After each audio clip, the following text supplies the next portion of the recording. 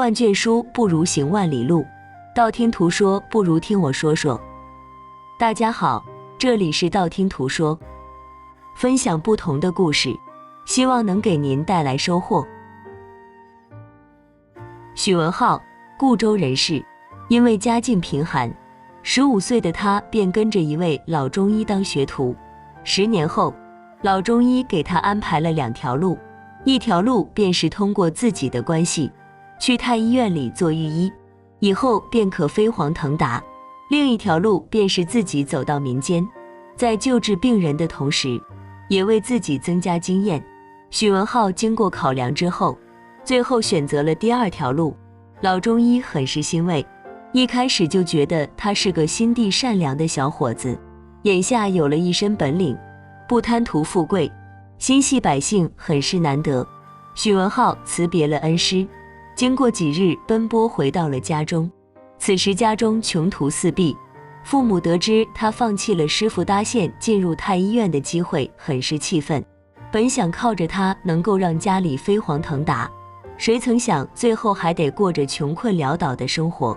而今他也已经25岁，附近的媒人都不敢登他家的门，这让他的父母更是焦急万分。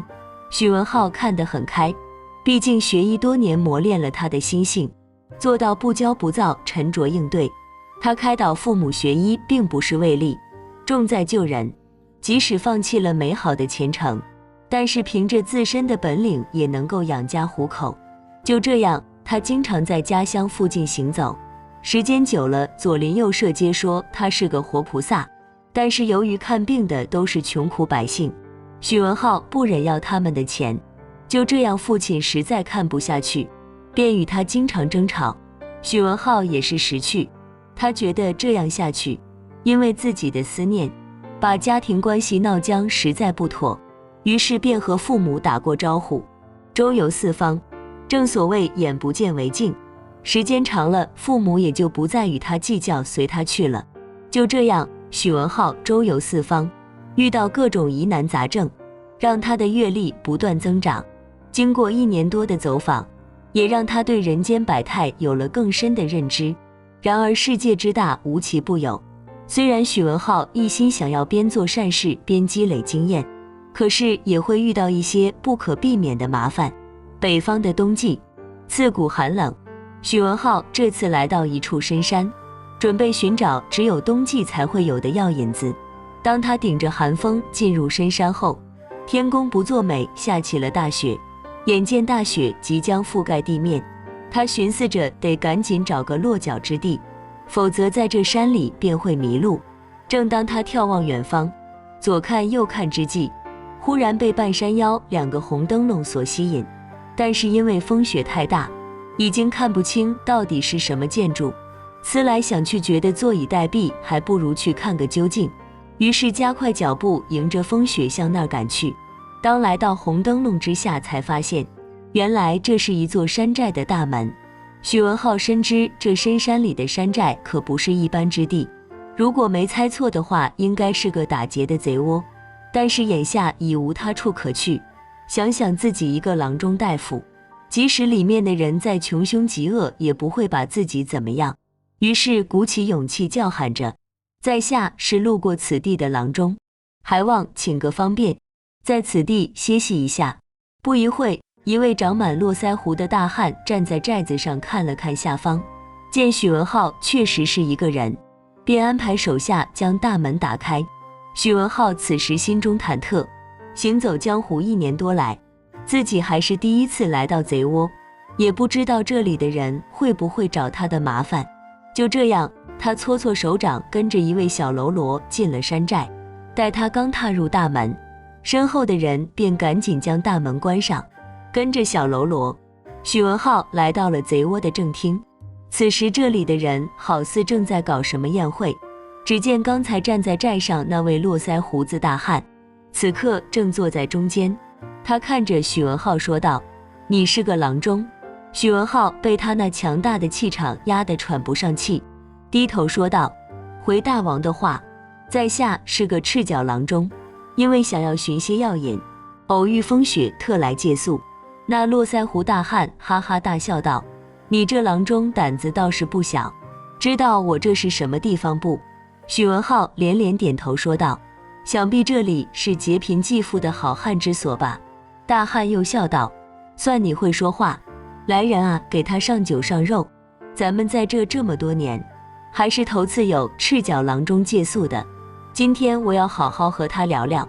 就这样，许文浩与这位大汉聊了起来。说着说着，只见一位留着八字胡子的人说道，大当家的，既然这人是位郎中，不如让他给小姐看看病。这大雪纷飞的还有人出来，别是官兵派来的探子。那络腮胡大汉一听，摸了摸下巴，又看了看许文浩，啪的一声拍了一下桌子说道，说的是啊，我怎么把这个忘了？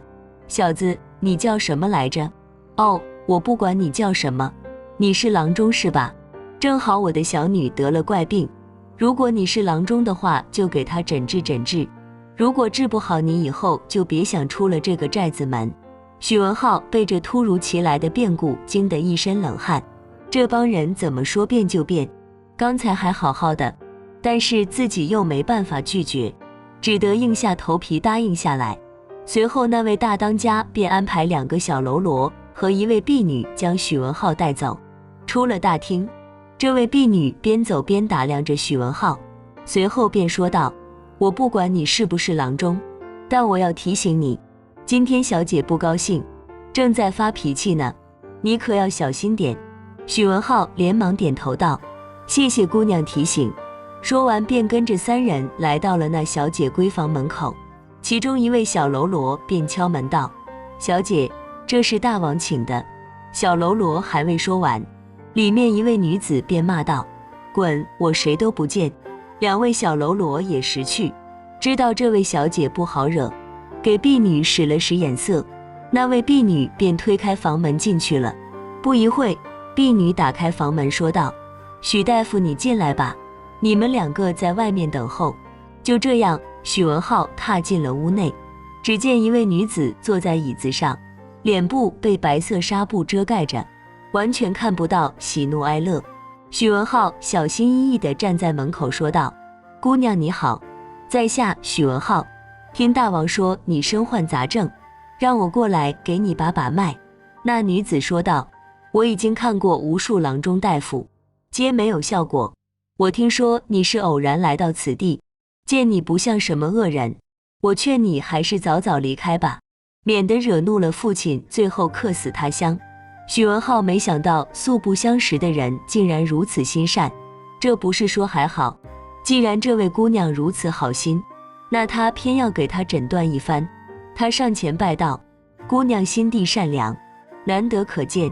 我虽然也是个郎中，但是走遍各地阅病无数，也许你身上的病，我能有办法给她治好。不管怎样，先看看再说吧。那位姑娘叹口气，随后说道，好吧。说完便将脸上的纱布掀开，一张满是毒疮流着黄水的面容暴露在许文浩的眼前。那位婢女实在看不下去，将头别了过去，而许文浩也是头一次看到竟然有这种怪病，被惊得冷汗直流。就在这时，房门突然被推开，那位大王摇摇晃晃走了进来，说道，燕儿，快把纱布盖上，着了风会更严重的。说完又怒视许文浩道，看你吓得愣在这里，看来是治不了我家闺女了呀，说你是不是官府派来的探子？大王一边说一边揪起许文浩的衣领。许文浩拼命摆手，我不是，我不是，我确实是个郎中。那位大王也不理会他，直接扔出了屋外，吩咐道，把他给我绑起来，这小子来路不明，晚上得让他吃点苦头才行啊。门外的小喽啰将许文浩五花大绑押到了柴房，随后便扬长而去。许文浩心中暗自后悔，这都是什么人啊，一点都不讲理，早知还不如在外面躲着，现在竟落到这番田地，越想越气，最后他就这样睡了过去。过了一会，突然感觉天旋地动，他睁开眼睛，原来竟是那位燕儿在摇晃他。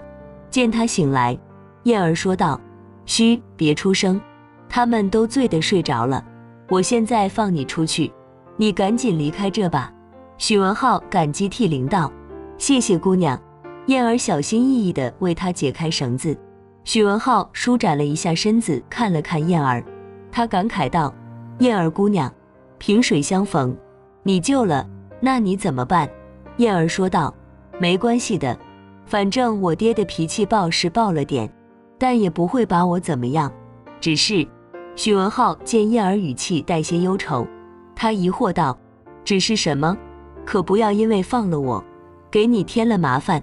燕儿感慨道：跟你无关，只是因为我这张脸，爹要把我许配给二当家，就是那个八字胡的人。虽然纱布遮住了他的面容，但是能够感觉到燕儿心有不甘。他继续说道：这个二当家心计颇深，看着我爹年纪大了，想要早点坐上正位，我这脸就是拜他所赐，只不过怕爹伤心，也不会信我的话，一直隐瞒着。许文浩大吃一惊，竟然还有这种事。他疑惑道：既然他想要娶你，为何还要这么做？岂不是搬了石头砸自己的脚吗？燕儿解释道：他是想让我爹没有了底线，这样便可轻松拿捏。这寨子里的人都是走投无路的百姓，谁愿意落草为寇啊？爹也是被逼无奈，遭人陷害来到此地。他们确实如你所说，劫富济贫，可是二当家来了之后，总是想壮大队伍，想要占山为王。因为我爹一直坚持，他便出此下策，铤而走险。许文浩听完，也对燕儿的父亲有了不同的看法。想不到吴昕的一句话，竟然是真的，怪不得那位二当家要让许文浩给燕儿医治，看来是那句话刺到了他，这才找他的麻烦。许文浩思考片刻后说道：我不能走，如果我走了，恐怕你和你爹包括其他人都完了。燕儿一听，急忙说道：哎呀，我们的事你管不了，你还是赶快离开这吧，不然到时你想走也走不了。许文浩背着手走来走去，突然灵光一闪，说道：我有办法了，你去把你爹叫来，告诉他我能治好你的病，记住不要让二当家知道。燕儿不明所以，问了几句后，见许文浩守口如瓶，便走了出去。不一会，络腮胡大汉骂骂咧咧地走了进来。许文浩关上门，见燕儿父亲正怒视着他，此刻他已经知根知底，也不怕他，上前拜道：壮士，我有办法可让燕儿恢复容颜。燕儿父亲挑着眉质疑道：你没骗我，若是你真治好了燕儿，我定会重重有赏。许文浩也不废话，让燕儿父亲安排牵头公狗来，再拿些糯米。不一会儿，公狗和糯米全都齐了。许文浩让燕儿躺好，然后将纱布取下，随后用刀划下公狗的胡须，又将胡须点着，燃烧的灰烬洒在了燕儿脸上。他将糯米泡好，把纱布浸到糯米水中，然后取出凝干敷到燕儿脸上。燕儿感觉脸部一阵清凉，随后便感觉脸上好似在流动着液体。稍清片刻，许文浩将纱布取下，只见纱布已经变了颜色，很是污浊。他再次将纱布浸到糯米水中，然后敷上，最后直到糯米的颜色变成了黑色。许文浩长舒一口气，他用了新的糯米，将其蒸熟后敷到了燕儿脸上。就这样忙碌一个晚上，在第二天早晨的时候，燕儿脸上的糯米已经发干。许文浩将糯米取下，一张白净且俊俏的脸庞展现在众人眼里。燕儿父亲拍了拍许文浩的肩膀，说道：好小子，想不到你年纪轻轻，医术竟然如此了得。随后便在燕儿身前左看看右看看，弄得燕儿很是不好意思，说道：爹。随后害羞地把头扭了过去。许文浩说道：眼下燕儿姑娘的病已好，看来我也该走了。燕儿父亲说道：哎，不要急嘛，眼下可谓是双喜临门，燕儿容颜恢复，马上就要成亲，你这位大恩人还不留下来喝杯喜酒？燕儿一听不高兴了，他站起身来怒道：我才不要嫁给二当家呢！他心术不正。燕儿父亲说道：燕儿莫要任性，咱们落草为寇，注定过不了正常人的生活。这二当家虽然人长得差点，但是脑瓜够用，嫁给他你不吃亏。燕儿说道：爹，我现在病也治好了，我和您说实话，那个二当家害得我好苦，我才不会嫁给他，要嫁我也得嫁给许大夫。父女俩就这样你一句我一句争吵，弄得许文浩很是尴尬。他仔细看了看燕儿，发现燕儿不仅心地善良，容颜竟然如此美丽，可是在人家的地盘，怎么会有他说话的份？但是他还是将燕儿得病的原因悉数告知。燕儿父亲听完后，眼睛瞪得老大，他想不到平时看似唯唯诺诺的二当家，竟然会对女儿下手。他坐在椅子上，既气愤又无奈。这些年来，二当家处处收买人心，一些手下早已被他攻下。